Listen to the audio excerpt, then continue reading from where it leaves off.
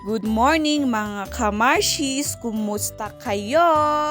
So ayan, for today's vlog, tayo nga pala ay magbabayo ng coffee beans. So, special mention, Molon, thank you sa pagbigay dito sa coffee beans. Itong coffee beans pala is galing sa Goshen Land. And yes, Goshen Land, aming kinamkam ito sa aming kapihan. Charot lang.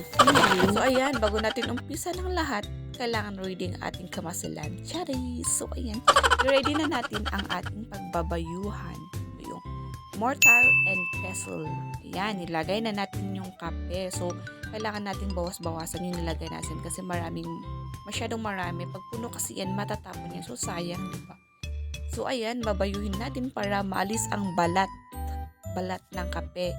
Ayan, pagkatapos naman mabayo, ilagay natin sa bilao para matupahan ni mother. Yung matupahan ba? Yung maalis yung balat at matitira na lang yung coffee beans. So, ayan.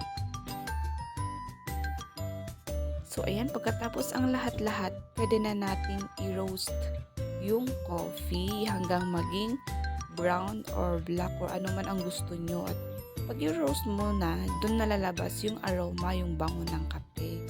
Ayan. Pagkatapos ma-roast, dyan na pwede nating ipagiling yung kape, yung maging fine coffee, yung pinong coffee, ganun.